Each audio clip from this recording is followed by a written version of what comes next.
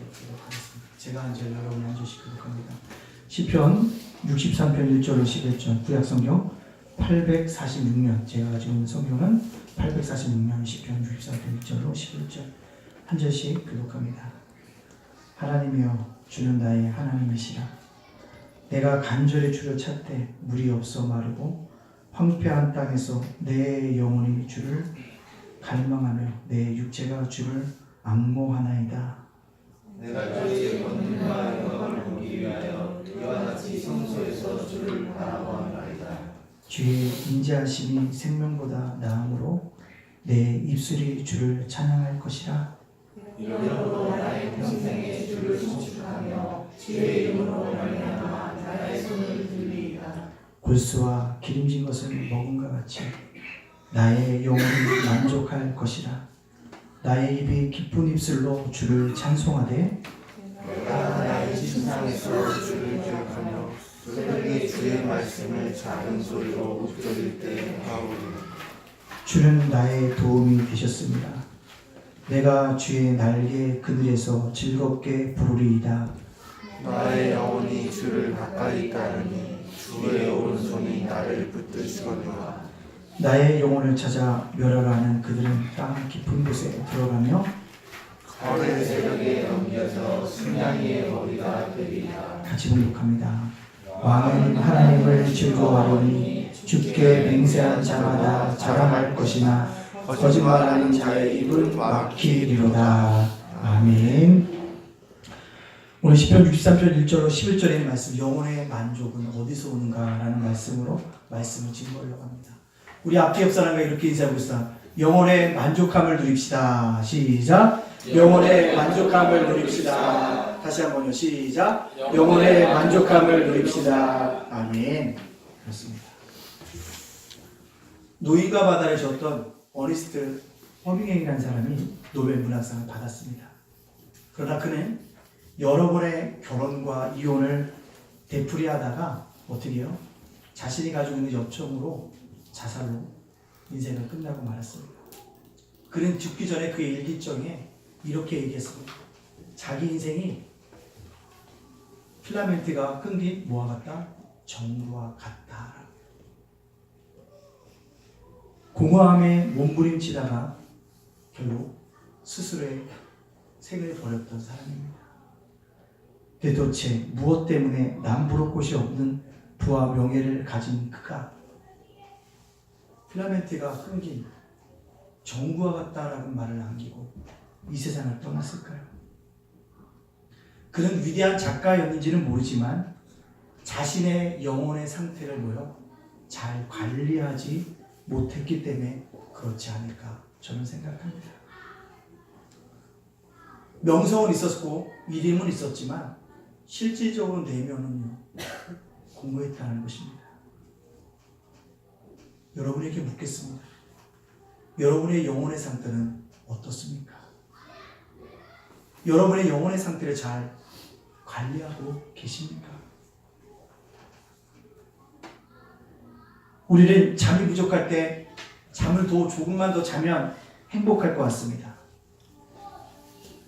10,000원을 가지고 있으면요 20,000원만 되면 더 행복할 것 같아요. 17평 아파트를 가지고 있다가 34평으로 이사가면 더 뭐 할 것 같습니까? 만족하고 행복할 것 같습니다. 근데 막상 이사를 가보면 어떻습니까? 좀 지나면 더 갖고 싶어져요. 더 넓은 평수를 가지고 싶어 합니다.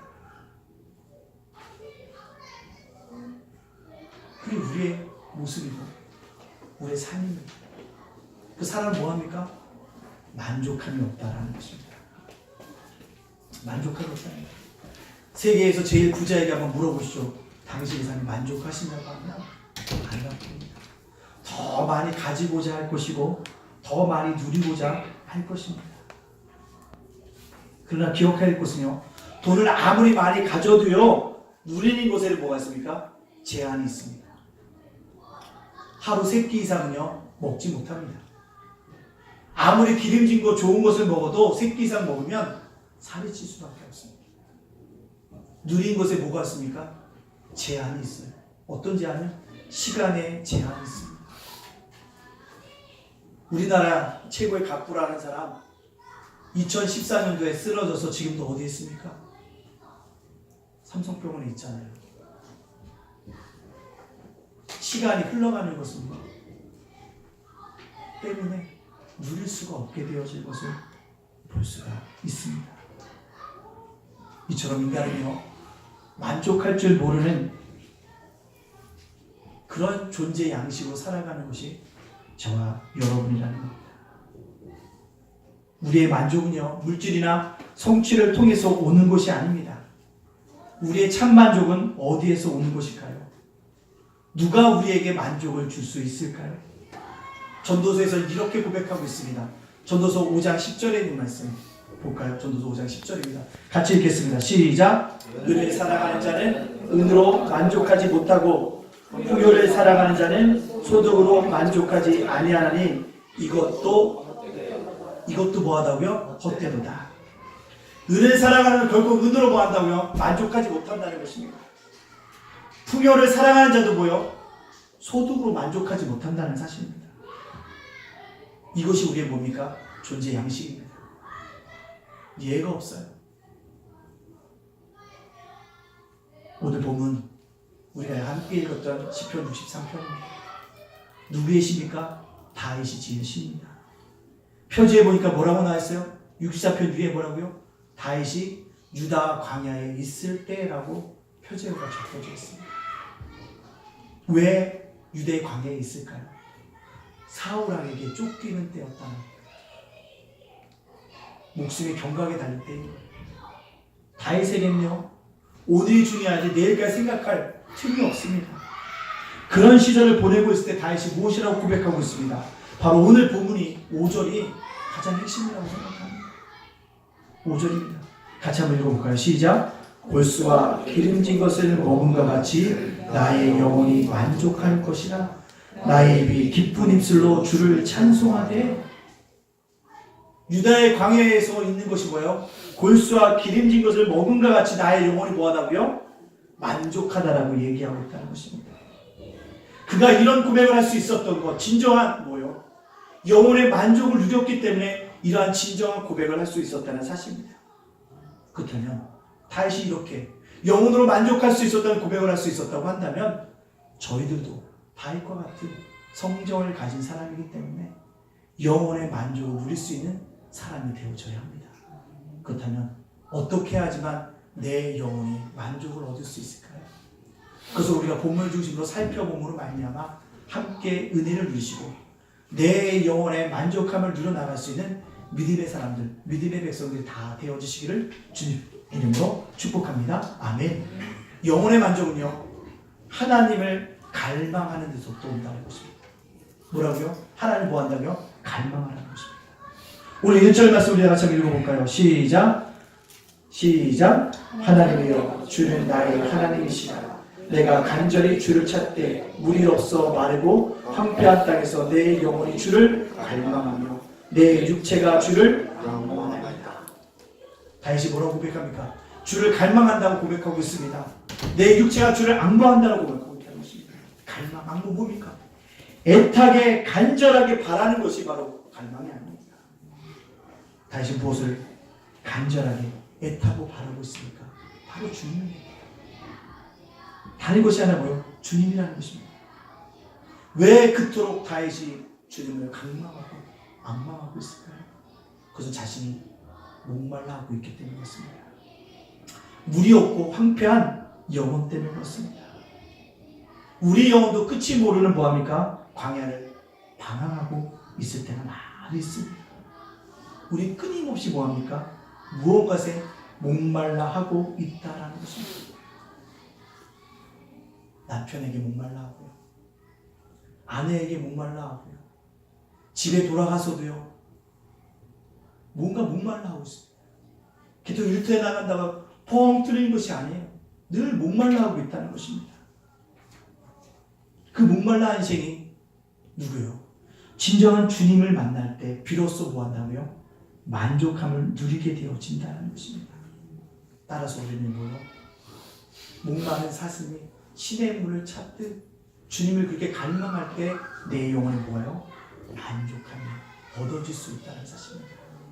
세상에 그 어떤 것으로도 만족함을 얻을 수 없다는 얘기인 것입니다. 누구로부터? 주님으로부터 나올 때. 주님이 주시는 그 영혼의 갈망함 속에서 우리가 뭐 진정한 만족함을 누릴 수 있다는 것입니다. 시편 40편 1절에 뭐라고 얘기하고 있습니까? 제가 봉독해 올리겠습니다. 있으면 한번 올려주시겠습니까? 제가 봉독합니다. 하나님이요. 시편 41편 1절입니다. 하나님이 사슴이 시냇물을 찾기에 갈급한 같이 내 영혼이 주를 찾기에 갈급하나이다. 영혼이 주를 찾기에 갈급하다는 것입니다. 왜요? 우리 인생은요 다 순례의 길입니다. 순례의 길 가는데 누구를 갈망해야 됩니까? 주님을 갈망해야 한다는 사실입니다. 물이 없어 마르고 곰피어 땅에서 다니는 영혼은 주를 찾아 허덕이고 있으며 그 육체는 주를 사모함으로 신음하고 있다는 것입니다. 오늘 다윗도 영혼의 만족함을 위해서 누구요? 주님을 갈망하고 있다는 것입니다. 하나님을 찾으면 잃어버렸던 뭐죠? 평안도 얻게 되어진다는 것입니다. 절망 중에서 희망을 얻는 방법이 있다면 뭡니까? 하나님을 찾고 만나는 겁니다. 성도는요, 돈을 사랑하는 것보다 하나님을 더 뭐합니까? 사랑해야 합니다. 누가복음 18장에 보면 어떤 부자가 예수님께 찾아옵니다. 어떻게 해야지만 영생을 얻겠습니까? 라는 질문합니다. 그때 주님 뭐라고 얘기합니까? 네가 가진 재산을 다 가난한 사람에게 나눠주고 누구를 쫓으라고요? 나를 쫓으라고 예수님 말씀하셨습니다. 근데 부자는 그 말씀을 듣고 어떻게 해요? 근심하며 돌아갔다고 얘기하고 있습니다. 왜 근심했을까요? 물질 때문에. 우리는 물질이 아니라 누구? 주님과의 진정한 관계를 통해서 영혼의 만족함을 누리고 살아가야 한다는 사실입니다. 여러분 한 주간 살아오면서 얼마나 주님을 갈망하셨습니까? 얼마나 주님을 만나셨습니까? 얼마나 주님을 그리워했습니까? 주목했습니까? 내가 주님을 통해서 뭔가 얻어야 하지. 내가 정말 주님이 어떤 주님을 생각하고 살았는가 우리가 살펴봐야 한다는 사실입니다.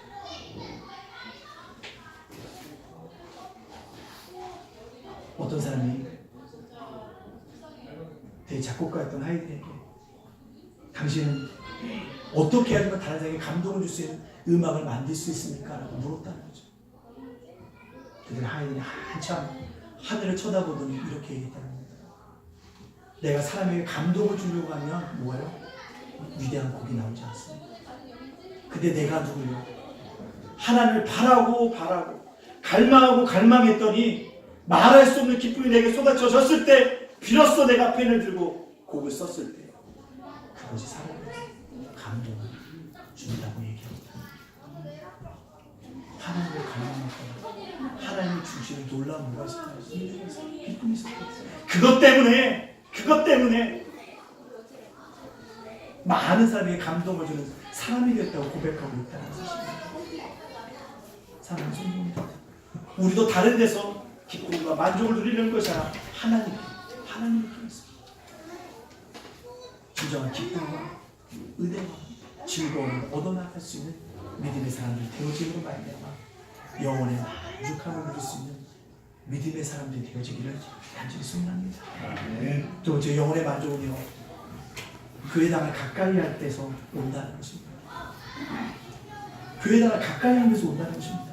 오늘 2절 말씀에 다윗이 뭐라고 고백하고 있습니까? 오늘 본문에 있는 2절에 있는 말씀입니다. 같이 읽겠습니다. 시작! 내가 주의 권능과 영광을 보기 위하여 이와 같이 성소에서 주를 바라보았나이다.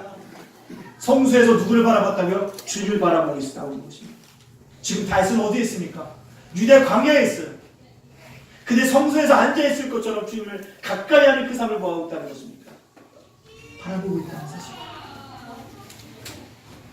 광야에 쫓았기 때 누군가 날 죽이려고 쫓아오는데 안전한 피난처가 있었으면 좋겠다. 숨을 곳이 있었으면 좋겠다고 생각한 것이 아니라 어디에요? 성소에 있었던 때를 회상하고 있다는 것입니다. 왜요? 성소를 그만큼 가까이 했기 때문입니다. 성소를 그만큼 가까이 했기 때문에 그의 영혼이 뭐요? 만족함을 누릴 수 있다는 것입니다. 시편 65편 4절의 말씀에 이렇게 얘기하고 있습니다. 한번 띄워주시겠습니까? 제가 공독해 오겠습니다. 주께서 택하시고 가까이 오게 하사 주의 뜰에 살게 하신 사람은 복이 있나이다. 우리가 주의 집 곧 주의 성전의 아름다움으로 뭐하리라? 만족하리라. 성전으로 인해서 뭐하리라고요? 만족한다는 것입니다. 성소가 누굽니까? 성소가 어디입니까? 하나님의 이름을 거룩하기 위해서 택하신 곳이 아닙니까? 우리에게 평안을 주고 영혼의 보금자리가 되어주는 곳이 어디냐? 바로 성소입니다. 지금으로 얘기하면 뭡니까? 교회입니다. 그 마음에 성전을 사모하는 자에게는, 가까이 하는 자에게는 신혼의 대우가 됩니다. 세상에 아름다운 잘 맞지만 그중에 가장 아름다운 곳이 있다면 어딘지 아십니까? 바로 예배교회, 이 본당, 이 교회당인 줄 믿습니다. 여러분들 잘 모르겠지만 새벽에 제가 이 교회 나가보면 정말 제가 은혜를 받아요. 이 성전이 너무 이뻐요. 아주 편안합니다.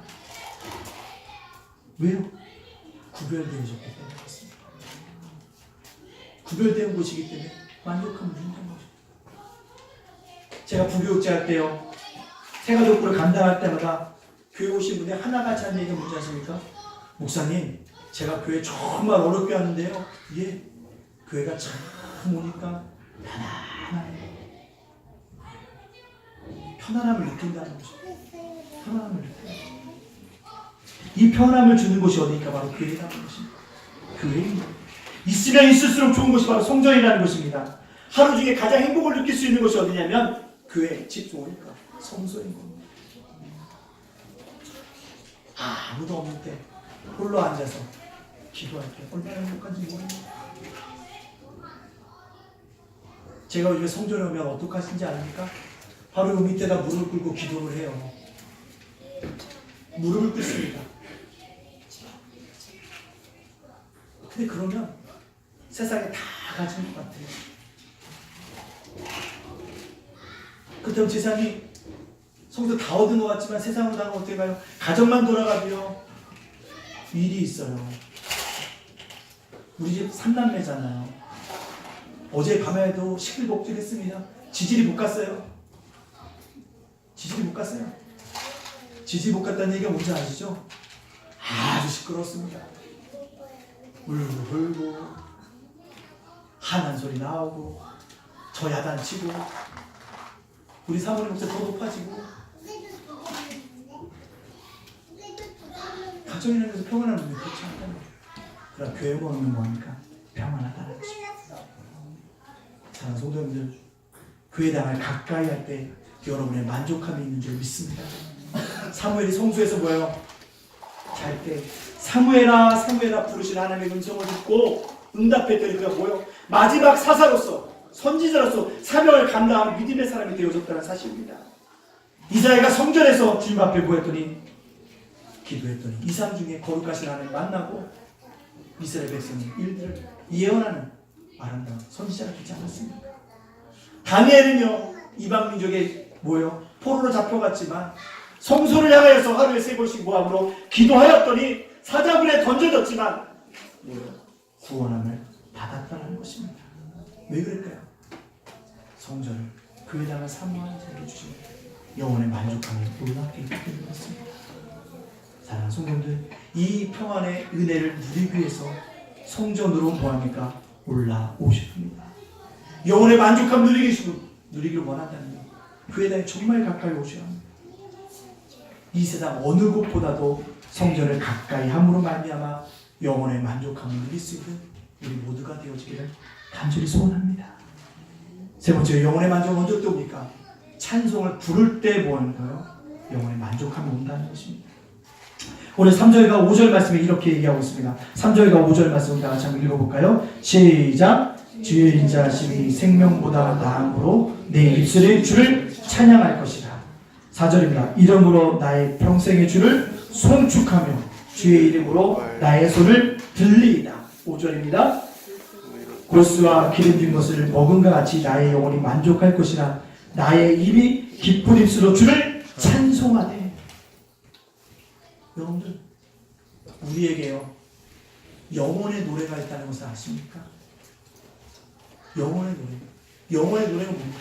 찬송이에요. 찬송이 우리를 뭡니까? 잦아들게 만들어요. 힘들 때, 어려울 때, 외로울 때, 짜증날 때, 아무도 나를 도와줄 자가 없을 때, 막막했을 때 뭐요? 찬송을 부르며 모르게 힘이 쏟아요. 힘이 쏟습니다. 이곳에 올라있을 때 인터넷에서 유튜브를 통해서 마커스 찬양을 내가 한참 들으면 제가 뜨거워져요.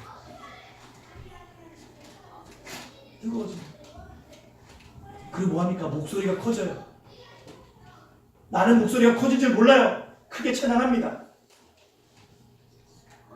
내 안에 정말 막막하고 짜증나고 어렵고 힘들고 무언가 포기하고 싶을 때 찬양이 나에게 새 힘을 줍니다.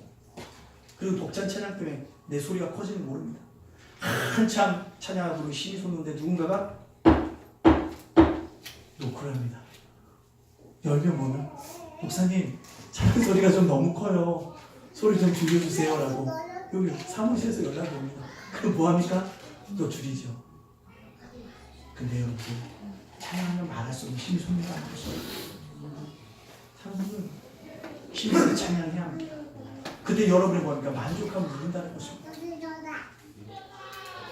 말할 수 없는 만족함을 여러분이 찾아온다는 것입니다. 이사야서 43장 21절에 우리가 왜 찬송을 불러야 합니까? 그 이유에 대해서 분명히 얘기하고 있습니다. 이사야서 43장 21절입니다. 같이 한번 읽어볼까요? 시작! 이 백성은 내가 나를 위하여 지었나니 나의 찬송을 부르게 하려 함이니라. 아멘. 주님께 우리 창조하신 목적 중에 하나가 뭐라고요? 하나님을 찬송하기 위해서 우리를 지으셨다는 겁니다.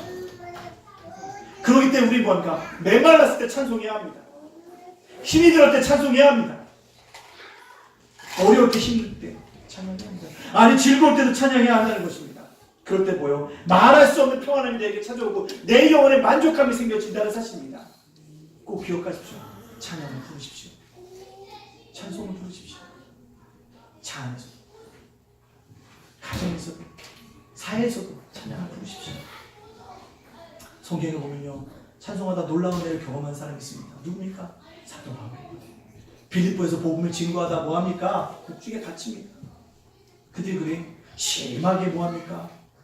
고문을 당하고 핍박을 받은 다음에 발에 창고가 채워졌음에도 불구하고 감옥에서 뭐합니까? 주님을 찬양해요. 주님을 찬양해요. 그럴 때 어떻게 합니까? 하나님 환경도 변화시켜 주시고 하나님의 마음을 움직여서 옥토가 열리고 오문이 열리게 하여 주시는 은혜가 있게 되어진다는 사실입니다. 사랑하는 성도님들, 즐거운 일이 있을 때도 찬송을 부르지 아니하면 반감이 됩니다. 찬송을 부르면 그 기쁨이 뭐가 됩니까? 배가 되어진다는 것입니다. 홍해를 건넌다면 누가요? 소고를 치면 누가요? 미디안이 구원하신 하나님을 찬양하지 않았습니까? 그때 온 이스라엘 따라서 찬양하지 않아요? 찬송의 역사가 있다는 사실입니다. 우린 그러기 때문에 뭐요? 힘들고 즐겁고 기쁜 일 때문에 뭐요? 함께 찬양함으로 말미암아 영혼을 만족하는 것이에요. 어떤 사람이 고난을 믿음으로 극복하고 큰 성공을 거둔 다음에 자신의 삶에 대해서 이런 고백을 합니다. 제가 그 고백했던 일을 읽어보겠습니다. 제가 때때로 어려움을 당할 때 떠올리는 사람이 있습니다. 그분은 제가 어렸을 때 옆집에 살던 부인으로 이분은 종종 피아노를 치며 아름다운 목소리로 노래를 하곤 했습니다. 그런데 어느 날부터인가 찬송가 내 모든 시험 무거운 짐을 이 찬송이 계속 흘러나왔습니다. 알고 보니 그 가정이 큰 불행을 당했고 그 부인은 그 찬송으로 그 아픔을 이겨나갔던 것입니다. 이런 광경을 본 저도 모르게 어려움을 당할 때마다 이 찬송을 부르면서 고통을 이겨나가곤 했습니다. 찬송은 제게 하나님의 뜻을 깨우쳐 주었고 삶의 힘을 주었습니다. 고백합니다. 사랑하는 성도님들, 영혼의 만족을 원하신다면 찬송을 부르십시오. 즐거울 때도 슬플 때도 어려울 때도 기쁠 때도 행복할 때도 서슴지 말고 크게 주는 찬송함으로 말미암아 우리 영혼의 만족함을 누릴 수 있는 믿음의 사람들, 믿음의 백성이 되기를 간절히 소원합니다. 영혼의 만족은 어디서 옵니까? 기도로부터 온다는 것입니다. 우리 오늘 6절과 7절 말씀 한번 읽어볼까요? 6절과 7절 말씀입니다. 6절입니다. 시작! 내가 나의 침상에서 주를 기억하며 새벽에 주의 말씀을 작은 소리로 읊조릴 때 하오리니 주는 나의 도움이 되셨습니다. 내가 주의 날개 그늘에서 즐겁게 부르리이다. 아멘. 작은 소리로 읊조릴 때 뭡니까? 기도하는 것입니다. 기도하는 사람은요, 기도의 맛을 안다는 것입니다. 근데 현대 그리스도의 특성 중에 하나가 무엇입니까? 기도해야 할 사람이 기도하지 않는다는 것입니다. 문제가 있으면 속으로 끙끙 신음소리를 냅니다. 근데 하나님 앞에서 죽어라 뭐합니까? 그 고통을 토로하지 않습니다. 어려우면 토해야죠.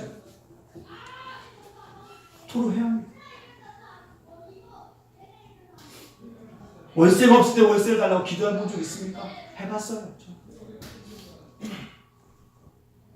무언가 관리비를 내는데 관리비가 없을 때 기도해 보셨습니까? 해봤습니다.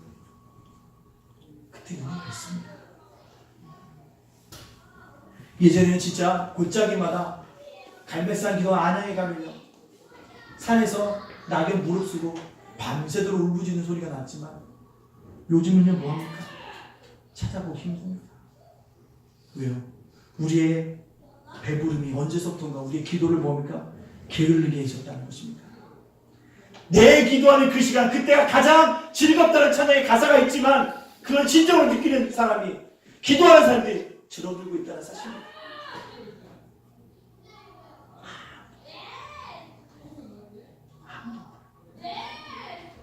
어릴 때보다 영성이 뭐합니까? 떨어져 나가고 있다는 것입니다. 여러분의 만족을 위해서 해야 될 게 뭡니까? 기도의 자리에 오는 것입니다. 기도하는 거예요. 기도하는 거예요. 목장 모임을 했습니까? 목장 모임에 또 어려움이 있어요? 함께 통성 기도하는 겁니다. 그 즉시 그냥 기도하고요, 하나님이 도와달라고 간절히 기도하고, 그게 은혜인 거예요. 목장의 모임이 그렇게 해야 되는 거예요. 얘기 듣다가 아 그래요? 우리 함께 기도하자. 기도하는 겁니다. 근데 문제는 다들 어렵다고는 얘기하는데 정작 기도의 자리에 오는 사람은 없다는 거예요. 그래서 생각하는 아직 덜 힘들구나 이렇게 생각하고 있고 기도합니다. 아니죠. 정말 어렵습니다. 무릎을 안 꿇을 수가 없는 것입니다. 마음이 아플 때 뭐합니까? 무릎 꿇는 겁니다. 루터가 얘기하죠. 나는 아무리 바빠도 하루에 몇 시간이요? 3시간씩 기도하지 않으면 주의 일을 감당할 수가 없다. 루터가 종교교회를 완성할 수 있었던 이유가 뭡니까? 하루 3시간 이상씩 주 앞에 매달렸다는 것입니다. 빌 하이게스 목사님 뭐라 합니까? 나는 바빠도 기도한다는 책을 썼잖아요. 바빠도 기도. 우리는 기도가 어떤 의무감에서 하는 것이 아니라 여러분의 만족함을 얻기 위해서, 정말 내 신령 하나님께 토라하지 않으면 못 살 것 같아서 주 앞에 부르시실 때 하나님 내 영혼은 뭡니까? 만족한 허락하여 주신다는 사실입니다. 기도의 역사를 이루는 뭡니까? 원천이에요. 아무도 모릅니다. 그럼 누가요? 하나님만을 특별히 하나님의 역사하십니다. 시편 116편 1절과 2절 말씀에 우리는 이렇게 얘기하고 있습니다. 한번 읽어볼까요? 시작. 여호와께서 내 음성과 내 간구를 들으심으로 내가 저를 사랑하는구나. 그 귀를 내게 기울였으므로 내가 평생에 뭐하리라? 기도하리라. 내가 평생에 기도하리라. 영혼의 만족은 기도할 때 옵니다. 아무리 바빠도 기도 쉬는 죄를 범하지 않는 우리 모두가 되어지기를 간절히 소원합니다. 마지막으로 영혼의 만족은 어떻게 옵니까? 순종함으로 온다는 것입니다. 오늘 8절 말씀 우리 다 같이 한번 읽어볼까요? 시작. 8절입니다. 시작. 나의 영혼이 주를 가까이 따르리니 주의 오른손이 나를 붙드시거니와. 나의 영혼이 주를 가까이 따르리니, 가까이 따른다는 게 뭡니까? 순종을 의미하고 있는 것입니다. 순종이란 하나님의 주권을 인정하고 하나님에 대한 절대적인 신뢰를 보내는 것이 순종인 것입니다. 아프리카에서 순종의 단어를 이렇게 소개합니다. 주인이 휘파람을 불면 지체 없이 달려오는 거라고요? 개의 모습이라. 휘파람을 불면 주인이 개는 지체 없이 달려오는 모습입니다. 좌우를 살피거나 내가 뛰어가야 되나 말아야 되나, 주인이 정말 날 부르는 건가, 주인의 눈치를 보지 않는다는 거예요. 휘파람만 불면 무조건 달려나오는 개의 모습. 그게 순종이라는 것입니다. 그 순종이 뭡니까? 내 영혼에 만족을 준다는 것입니다. 아브라함 백세 오던 아들 하나님이 바쳐라 하니까 뭡니까? 바치기에서 모리아산에 갔는데 뭐라고 합니까 성경은? 아침 일찍 일어나서 모리아산으로 출발했다고 합니다. 즐거운 일이 아니잖아요. 아들을 바치러 가는데도 불구하고 일찍 일어나서 간다는 것입니다. 그리고 모리아산에 도착했을 때 건장한 사람들을 밑에 내려놓고 뭡니까? 이삭을 데리고 올라간다는 것입니다. 이게 아브라함의 순종이죠. 핑계댈 수 있습니다. 100세를 얻은 아들을 어떻게 해? 이 귀한 아들을 어떻게 하나님 요구하십니까? 요구하고 말하지 않았다. 아름답게 뭐합니까? 순종하고 매우 같다는 것입니다. 하나님의 뜻을 찾으면 아무리 힘들어도 뭐 할 수 있습니까? 순종할 수 있다는 것입니다. 결국 순종이라는 게 뭡니까? 하나님의 뜻을 찾는 거예요. 내 뜻을 포기하는 것입니다. 미국의 초대 대통령 워싱턴을 키웠던 귀여움인가 그에게 얘기하잖아요. 어떻게 이렇게 훌륭한 아들을 두었냐고 하니까 딱 한 가지 가르쳤잖아요. 뭘 가르쳤다고 합니까? 순종하는 것을 저는 가르쳤던 겁니다. 누구에게요? 워싱턴 귀여움. 나는 우리 아들에게 단 한 가지를 가르쳤습니다. 뭐 하는 걸? 순종하는 것을 가르쳤습니다. 누구에게? 하나님께 순종하는 것을. 그런데 그가 어떻게 합니까? 위대한 사람이 되어줬다는 거죠. 그렇습니다. 누가 순종할 수 있습니까? 하나님의 뜻을 찾았기 때문에 내 뜻을 포기하는 사람, 자기를 부인하는 사람이 순종할 수 있다는 사실입니다. 영혼의 만족은 주님께 순종할 때입니다. 우리의 온전한 순종으로 주님 앞에 정말 영원한 만족을 누릴 수 있는 우리 모두가 되어지기를 간절히 소원합니다. 그렇다면 내 영혼이 만족하게 되면 어떤 결과가 옵니까? 우리 7절과 8절에 그 결과에 대해서 얘기하고 있습니다. 7절 말씀입니다. 같이 읽겠습니다. 시작. 주는 나의 도움이 되셨습니다. 내가 주의 날개 그늘에서 즐겁게 부르리라. 아멘. 주가 나의 뭐가 되셨다고요? 도움이 되신다는 것입니다. 내 영혼이 만족함을 얻으면 진정한 도움이 되어주신 하나님의 은혜가 있게 되어집니다. 도대체 8절에 내 영혼이 만족하면 어떤 결과를 얻겠습니까? 8절 말씀 있습니다. 시작. 내 영혼이 주를 가까이 따르니 주의 오른손이 나를 붙드시거니와. 아멘. 뭐 해주세요? 붙들어 주신다는 것입니다. 오른손이 나를 붙들어 주신다는 것입니다. 결국 우리 성도들의 영혼의 만족은 무엇으로서 얻는 것입니까? 세상에 보이는 그 어떤 것이 아닙니다. 사람이 그토록 갖기를 갈망하는 돈이나 명예나 권력도 지식도 아닙니다. 그것은 단지 하나님과의 관계로부터 오는 것이 만족함이라는 것입니다. 세상이 우리를 수시로 죄짓게 만들고 미혹의 영이 우리에게 손질된다 하더라도 우리는 하나님을 갈망하고 성전을 가까이하고 찬송과 기도와 온전한 순성으로 영혼의 만족함을 누리며 살아가야 합니다. 그러면 하나님께서 우리를 도와주실 것이고 붙들어 주실 줄로 믿습니다.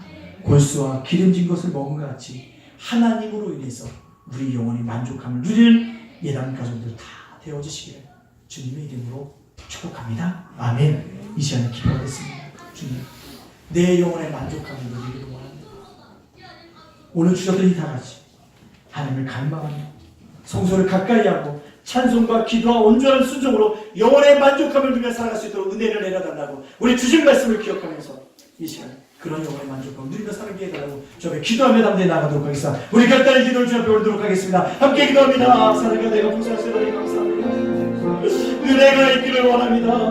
아버지 은혜가 있기를 원합니다. 우리가 영혼의 만족함이 이 세상에 보이는 것이 아니라는 것을 다시 한번 깨닫게 해주시니 감사합니다. 주님의 관계로부터 나옵니다. 하나님으로부터 나옵니다. 하나님으로 인해서 내 영혼의 진정한 만족을 누리기를 원합니다. 주여 역사해 주소서. 내가 그를 가까이 함으로 말미암아 진정한 내 영혼의 만족을 누리기를 원합니다. 내가 찬송함으로 말미암아 진정한 만족을 누리기를 원합니다. 주여 내가 기도함으로 진정한 만족을 누리기를 원합니다. 언제나 순종으로 내가 주 앞에 정말로 아버지 은혜를 받기를 원합니다. 하나님의 은혜를 주시고 뜨시고 또 하여 주시는 게 역사 있기를 원합니다. 다니면서 내 영혼의 만족을 누리지 않도록 해서 오직 주님으로 인해서 오직 주님으로 인해서 진정한 만족을 누리며 살아가시는 귀한 믿음의 삶 믿음의 삶을 위해서 나의 수고를 하나님 주시고 우리를 인도하여 주시는 귀한 역사를 나타날 수 있도록 주님께 살아가시고 인도하여 주시는 귀한 삶을 나타날 수 있도록 하나님 축복하시고 인도하여 주시옵소서. 감사드리고 예수님으로 축복하며 기도합니다. 두 번째로 기도할 곳이 있습니다. 성령의 기념 부심으로 날마다 성장하는 예단교회가 되게 해달라고 위에서 우리 합심해서 기도하겠습니다. 사랑과 내가 부사하시는 하나님 감사합니다. 성령의 기념 부심이 있기를 원합니다. 성령의 충만한 은혜가 있기를 원합니다. 하나님 성령의 기념 부심이 있기를 원합니다. 유수인 목사를 통해서 우리 영원 성도들과 가정과 일터와 사업장과 학교 학교 생활과 사회생활 속에 하나님의 기념 부심이 있어주므로 말미암아 우리가 날마다 성령 충만함으로 말미암아 이 예단교회 성장하는 교회가 날마다 성장하고 하는 교회가 되어지기 원합니다. 하나님 붙잡으시고 인도하여 주시는 이간 역사 일어나기 있기보다 오늘도 우리 세상에 가득 세워날 수 있도록 해주시고 인도해 주시고 아리들의 재활이 가득 세워날 수 있도록 해주시고 인도해 주시고 아리들의 가득 세워날 수 있도록 해주시고 인도해 주시고 가득 세우기 원하 아리들의 성전이 가득 세워 주의 기름 부심이 있기를 원합니다. 성령의 역사에 일어나게 하니 기적이 일어날 수 있도록 인도해 주시고 하나님의 함께 하신 놀라운 일어나서 기적이 일어날 수 있도록 우리 주시고 인도해 주시고 가득 세우게 하여 주시옵소서. 감사드리며 예수님의 이름으로 축복합니다. 세 번째로 기도할 곳은요, 우리 성도들마다 기도하는 기도 제목들이 있습니다. 주님, 우리가 부르실 때 하나님 응답하여 주실 귀한 역사가 있기를 원합니다라고 이제 우리 간절히 기도하겠습니다. 기도할 때 응답의 역사가 있습니다. 우리 시간 합심해서 주여 우리 성도들의 가정의 기도 제목들이 응답되게 해달라고 이제 우리 간절히 기도하겠습니다. 사랑과 내가 무사하시라니 감사합니다. 우리 성도들의 아버지 각 심령들마다 기도 제목들이 있습니다. 응답에 대한 귀한 역사 일어나기 원합니다. 건강의 문제는 건강도 시켜주시고 하나님 붙여주는 귀한 역사 일어날 수 있도록 인도하시는 귀한 역사 일어나기 원합니다. 아버지는 내 문제를 자녀의 문제를 해결하여 주는 귀한 역사 일어나기 원합니다. 하나님 열어주시는 내가 있기를 원합니다. 하나님 열어주시는 내가 있기를 원합니다. 열어주시는 내가 있기를 원합니다.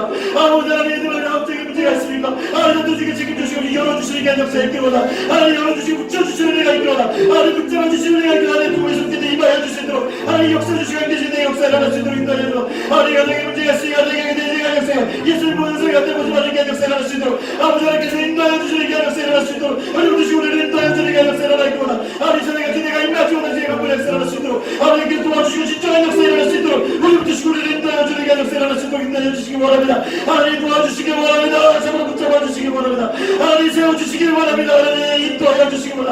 강구들의 역사하여 주시기 원합니다. 하나님 치료하여 주시기 원합니다. 하나님 고쳐주시기 원합니다. 하나님 이들의 손에들을 인도하여 주시는 귀한 역사 일어나기 원합니다. 하나님 기적의 역사 일어날 수 있도록 인도하여 주시고 하나님께 아버지의 소리 일어나 주시고 계시는 계시는 하나님의 역사 일어날 수 있도록 역사해 주시고 함께 하여 주시옵소서. 감사드리며 예수의 이름으로 축복하며 기도합니다. 우리 찬양가 50장 찬양하면서 준비하시면 됩니다.